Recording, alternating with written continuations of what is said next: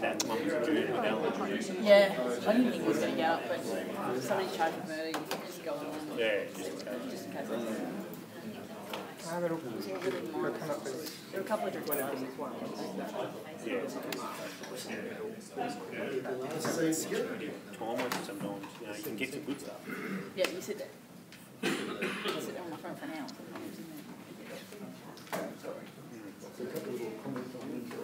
Lee's gone. Jamie's gone. Jamie's gone, yeah. We're doing Brad Worrell's. Started Murder for today. Brad Worrell's finished up today. Brad Worrell. I didn't like that there, didn't he? Jamie's going to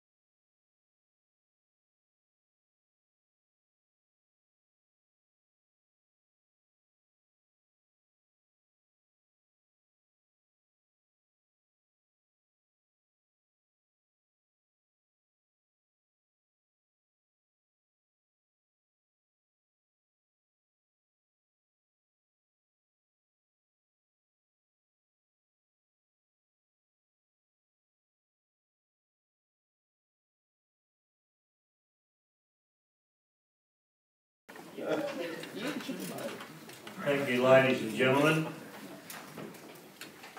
It's the appointed time for this special council meeting. And before opening the meeting, I need to give you notice that clause 91(4) of the Governance and Meeting Conduct of Local Law provides the following. This public meeting is being recorded to improve access to the meeting for our community. The recording will be published and will be retained by Council in accordance with Council's legal obligations. As a visitor in the gallery, your presence may be recorded. I'll now declare open the special council meeting, and in doing so I must remind people there will be no question time on any other items except the 3 items that are on the agenda. I'll begin by acknowledging the traditional owners. We acknowledge the traditional owners of the land on which we are meeting. We pay our respects to their elders and to elders from other communities who may be here today. In the opening prayer, Almighty God, we humbly ask Thee to bless and guide this council in its deliberations so that we may truly preserve the welfare of the people whom we serve. Amen.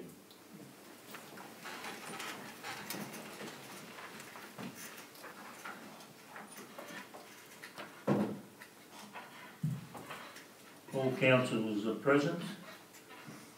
Acceptance of apologies and granting of leave of absence. I don't believe there's any. Order of business, conflict of interest. Presentation of reports, officers' reports, corporate services, adoption of the 2017-18 budget. Thank you, Mr Mayor. So this report is presented to Council to recommend the adoption of the 2017-18 budget. The draft budget was placed on public exhibition at the Ordinary Council meeting on the 16th of May 2017, and since that time we've taken a number of submissions. So public submissions were invited via community presentations, Council's website and also in the local media. Submissions closed on the 16th of June, and Council received in total 17 submissions, 16 of which were from the community and 1 from officers of Council. The report sets out the recommended changes to the draft 2017-18 budget and includes the outcome of each of those submissions as recommended by the officers. So it's important to note that one of the submissions that was received also contained a petition from traders, property owners, ratepayers and citizens in relation to the development of the Maloney Square as part of the CBD Master Plan works. So in accordance with Local Law number 2, that petition will be tabled at the next ordinary meeting of Council, which will be on the 18th of July 2017. At the moment, the recommendation to Council, therefore, is that it considers the submissions regarding the budget and makes changes to the draft budget in accordance with the recommendations in the report, that it adopts the 2017-18 budget, that it notifies in writing each person who made a submission and the reasons for the decision set out in this report, and authorises the CEO to give public notice of the decision to adopt the budget and also forward a copy of the budget to the Minister for Local Government. Thank you. Someone like to move the recommendation? Move Councillor Rees. Have I got a seconder? Councillor Rainbury. Questions from the floor? Any questions from the gallery? No questions from the gallery? First of all, I would like to take the time to thank everyone who has made a submission of the budget and the council plan, as well as those who simply made comments to councillors about both documents. As this is council's first budget and council plan, a lot of work went into the drafts, and judging by most of the comments that were made to me, I'm confident we are delivering a responsible budget and plan that focuses council resources on projects that will help our community grow. As you can see by the changes made from the draft budget, This has been a genuine consultation process, and we've taken the time to carefully assess and discuss each of the submissions. I'd particularly like to thank the Wangaratta District Specialist School for coming to speak to Council about their request for a $30,000 for a bus parking area. While this change has not been supported in the budget, Council has committed to working with the school and residents on a long-term solution and will implement a clear way in the short term. A submission from the neighbourhood houses asked for a total of $45,000. Council would contribute $15,000 in total for the 3 neighbourhood houses, as we do see merit in the great service provided, but are unable to allocate $45,000 of ratepayers' money towards this commission. Something I'm particularly proud of is the number of projects supporting our community to be active. There are plenty of projects who will improve sports facilities in the rural and urban areas, which my fellow councillors will speak about. As a former cricketer who was heavily involved in the Sunday cricket competition, I'm pleased to see that we will replace 7 synthetic pitches across the municipality in places including Bindle Avenue, Tarrawingi and Moyu. The new pitches will be fully compliant, giving our cricketers better services. The initiative I'm most excited about in the budget and council plan is the rural community planning. $350,000 has been allocated in this year's budget, with this amount to increase in future years. This money will be available to our rural communities on projects to improve their townships. As this is a new initiative for council, we will be working with officers to map out how they will work and how communities and groups can apply. Overall, this is a budget that gets the balance right. We're delivering a capital works program of $30 million, which is the same as amounts raised in rates and charges. The community can be assured we're delivering projects that will have a real positive impact on our community. Thank you. Other speakers to the vote. Thank you, Mr. Mayor. As Portfolio Holder for Family and Youth, it's a great pleasure of mine to speak about the projects that will get our community a little bit more active, and this includes the HP Bar Reserve project. So in the first instance, this financial year, Bar 2 will receive upgrades in lighting, drainage and shape and form. And then the following year we'll look at Bar 1 in order to better service the many Auskid parents and things like that that use these ovals. Another project of big difference is the Appin Park lighting for their hockey and the little athletics that use this precinct. And you might have already noticed that we've got the lights going up at Warina Park. A further project that I'm looking forward to is Urunga, where I live, and went to school across the creek. We've got the Mitchell Avenue project that will happen, including Off the Leash Dog Park for those dog lovers in this town and municipality. Thank you. Other councillors? Councillor Lehman. As a portfolio holder of arts, culture and heritage, it gives me great pleasure to speak about improvements planned for both the library and the art gallery. Some $72,000 has been allocated to establishing a community space at the Wangaratta Library. Council has received grant funding for this project, which will see the old Higher Country Corporation office space converted into a community space for many and varied uses by community groups. Perhaps there is an opportunity for the council to consider relocating the Toy Library, which is currently located in Urunga. As part of the library upgrade, there are plans to purchase new furniture for the children's space and expand their general area by relocating the existing glass wall. As the Wangaratta Library is held dear to many and as one of the most utilised facilities in Wangaratta, this project will only increase the popularity of this much-loved community hub. Another listed project is $20,000 for a replacement path and entry to the Wangaratta Art Gallery, as the current tiling is old and needs replacing. This project will enhance the experience of gallery visitation for both our community members and visitors alike. There are plans also to purchase new artworks for the Wangaratta Art Gallery collection at a cost of $5,200. Wangaratta Art Gallery is becoming well known, and in this past 12 months alone we have received 11 separate donated acquisitions worth more than $217,000. 3 of them from Ada Tomescu, each one valued at $65,000. The Wangaratta Historical Society applied unsuccessfully for funding for glass showcases, which would have seen museum pieces displayed at the Visitor Information Centre. The Society members remain optimistic for future funding for this project, which would enable Wangaratta's history to be viewed by our locals, school children and visitors to our region.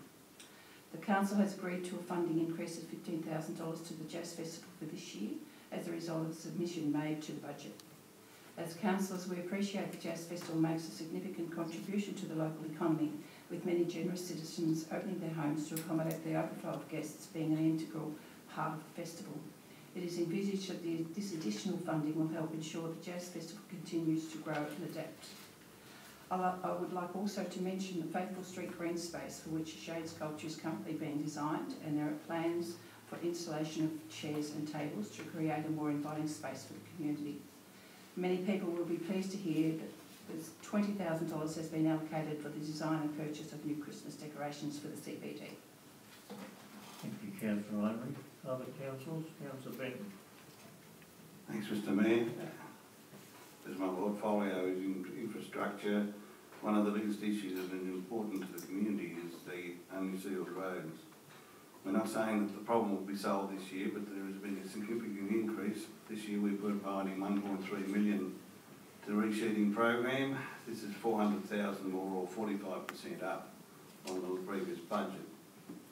To resheet all the gravel roads in the municipality would cost $30 million. So this is going a long way in this budget allocation that will make a big difference. Dust suppression is a major problem in the rural areas, and there's another difference, making difference in unsealed road. In this program, Council has entered into partnerships with residents to prepare and share the cost of putting bitumen seal on existing dirt roads. For example, the works that have been completed in the Middle Everton Upper, Greater South areas, with the most recent example being Church Lane in Middleward, works completed just a month ago.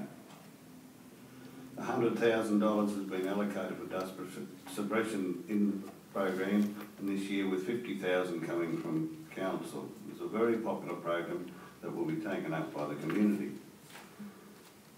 Another road project is the Township Gravel Road Sealing Program. 2 roads will be sealed this year with the Johnson Street Oxley carryover project from last year's budget. And in Eldorado to Reed Street, I hope I got that right, will be sealed along its full length, approximately 500 metres, and drainage in the street will be upgraded. Thank you, Mr Mayor. Thank you. Councillor Bustle. Thank you, Mr Mayor. As the South Ward Councillor, it gives me great pleasure to speak about some of the projects happening in this budget. Excuse me. Firstly, the Mooryu Recreation Reserve will benefit from a female-friendly facility. This $186,000 project involves building new change rooms for female home teams, new female umpires and trainers' rooms, storage space and private medical room for all female sport participants. This will help female participation in sport like football, netball and cricket. The project has received funding through the State Government Community Sports Infrastructure Fund, as well as council and user groups. It is a great example of the community driving a project that will help more people stay active. And as a father and grandfather of 5 girls, I'm very aware of the lack of female facilities in some places. Another project which is partially carried over from previous time is the drainage in Mooryu. And this is going to have a lot more money put to this drainage project, which will be several $100,000. And this investment in Mooryu shows the commitment by this council to our small towns, and certainly with a vision way beyond 4 years. Thank you, Mr Mayor. Thank you. Councillor Curry, you wish to make any comment?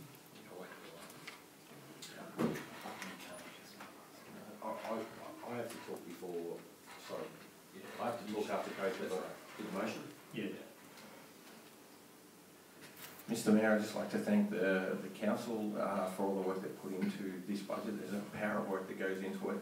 But there is one comment that I'd like to make around the budget, and that is looking at the future and having a look at the current liabilities and the current assets. In 4 years' time, I have great concerns, and with the capital projects on list as it's spelled out in here, doesn't necessarily put our liquidity in a great position. And I do request that moving forward that the council and councillors work together in making sure that this is a positive outcome for the end of our term, and that the liquidity is on the right side. Thank you. Councillor Roos, you'll close the debate, of course. Thank you, Mr Mayor. As the portfolio holder for planning, it is pleasing to see that significant progress is being made on the opening up of the northwest and south corridors. Combined, these two growth corridors will have the capacity for around 2,500 new homes.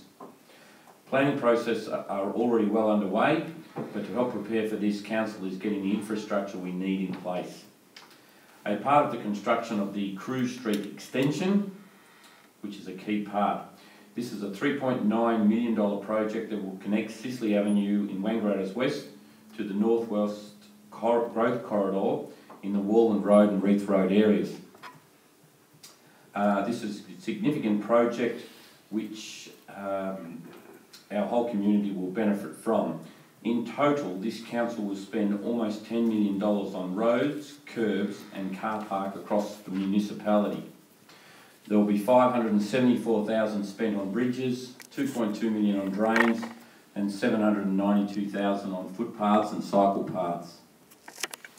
I'd also like to talk about a project to develop new software for our planning and building permit applications.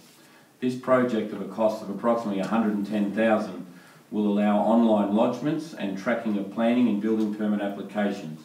It means these applications will not be dependent on paper, and community members won't need to come into council to track where their application is up to. You'll be able to go online 24 hours a day, 7 days a week to track your application. This will let our planning staff spend more time doing their planning work rather than giving updates over the counter. Thank you, Mr Mayor. Thank you. Now put the motion. Those in favour? The motion is carried. Now move to community wellbeing and the Council Plan 2017-2021. Thank you, gentlemen. Thank you, Mr Mayor. So this report tonight refers to the council plan that has just been developed that aligns with the budget for 2017 to 2021. So this council plan has been developed on the back of significant consultation. So we've had over 600 contributions made from people within our community around the kinds of priorities and focus areas that they would like council to consider in the next 4 years. At the May Ordinary Council meeting, council endorsed the draft council plan and it was placed on exhibition for 28 days. We received 8 submissions during that process that have been considered and reviewed as part of the revised version of the council plan that's presented to council tonight for adoption. So the recommendation before council tonight is that the council adopts the 2017-2021 council plan that's attached to this report for the purposes of section 125 of the Local Government Act. That it notifies each person who made the submission in writing regarding the outcome of the points within their submission, and that council forwards a copy of the council plan to the Minister for Local Government in accordance with section 125 of the Local Government Act. I have someone move the adoption of the council plan. Move Councillor Ford, second Councillor Penny. You wish to speak to the motion, David? I'd just like to thank the officers and the community members that partook in the process. It's been very rewarding for us to see so much advocacy for the community plan. Councillor Penny?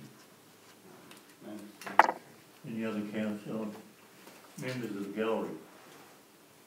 Anyone in the gallery wish to speak to the council plan?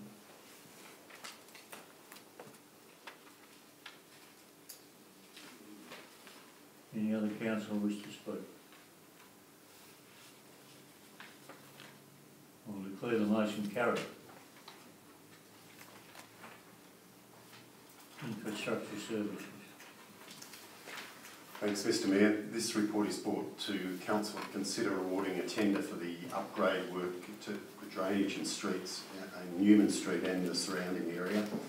We went out to tender, had 3 tenders received, all of them conforming tenders. We went through our normal evaluation process and had 1 clear winner, and thus the recommendation tonight to award the contract to Bordigong Excavations.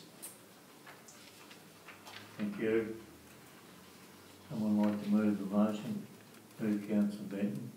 Seconder? Councillor Buzzell. Any questions from the gallery? No questions from the gallery. Any questions from councillors?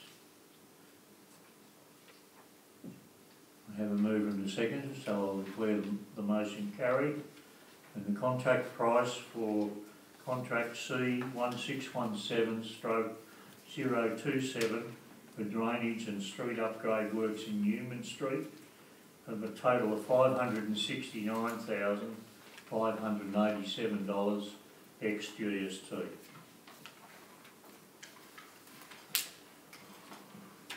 Thank you, members of the gallery. That now concludes this special council meeting, and I thank you for your attendance and look forward to your attendance at the next normal council meeting, which is on the